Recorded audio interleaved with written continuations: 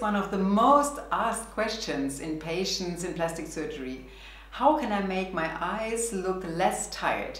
So very important is the region around the eye. The skin around the eye is the most thinnest skin in the whole body.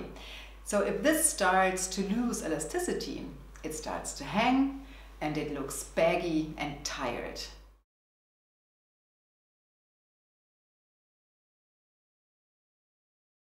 The skin excess can be treated with an outpatient procedure done under local anesthesia.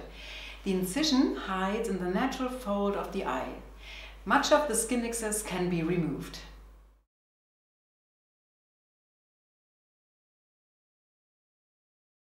The blepharoplasty improves the patient's visual field and gives a more rested appearance.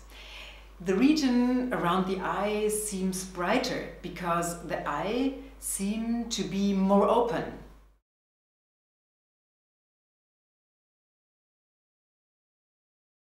Yes, we sometimes combine the blepharoplasty with a brow lift or, for example, a Botox injection.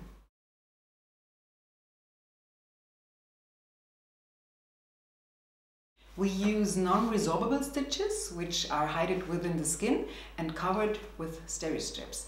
After 1 week, we remove the stitches.